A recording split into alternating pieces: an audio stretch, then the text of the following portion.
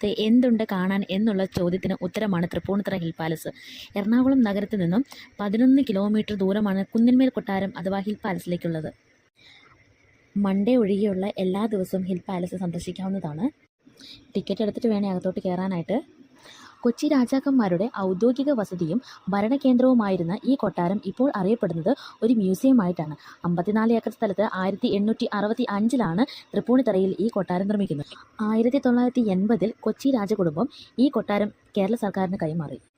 പിന്നീട് പുരാവസ്തു വകുപ്പിന്റെ കീഴിലായ ഹിൽ പാലസ് 1986 ഒരു മ്യൂസിയമാക്കി പൊതുജനങ്ങൾക്ക് തുറന്നുകൊടുത്തു. ഭൂരിഭാഗം മലയാളികൾക്കും ഹിൽ പാലസ് പരിചിതമായത് മണിച്ചിത്രത്താഴ് സിനിമയിലൂടെയാണ്. മരങ്ങൾ കൊണ്ടുണ്ടാക്കിയ കോണിപ്പടികൾ കയറി വേണം മുകളിലേക്ക് പോകാൻ.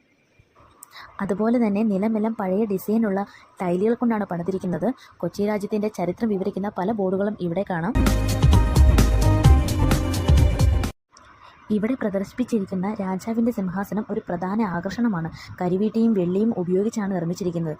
സിംഹാസനത്തിന് മുന്നിലായി രാജസദസ്സ് ചേരുവാനുള്ള മറ്റ് ഇരിപ്പിടങ്ങളുമുണ്ട്.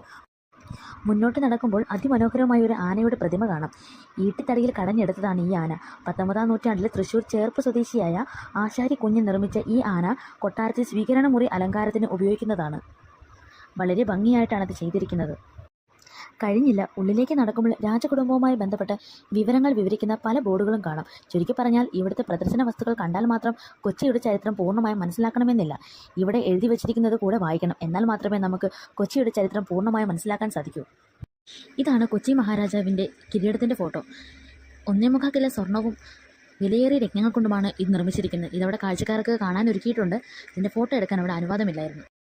ഇതാണ് അന്നത്തെ കാലത്തുണ്ടായിരുന്ന കറങ്ങുന്ന കസേര. ഇതെല്ലാം നല്ല വില കൂടിയ മരങ്ങൾ കൊണ്ടാണ് ഉണ്ടാക്കിയിരിക്കുന്നത്. പിന്നെ ഒത്തിരി കാര്യങ്ങളെ കൊണ്ട് കറങ്ങി കാണാനായിട്ട് നിങ്ങൾക്ക് സമയം കിട്ടുമ്പോൾ എല്ലാം അവിടെ പോയി ഇതെല്ലാം ഒന്ന് കറങ്ങി കാണേണ്ട കാഴ്ചകൾ തന്നെയാണ് കേട്ടോ. ഇന്നത്തേക്ക് നിർത്തുവാണ്. ടാറ്റ.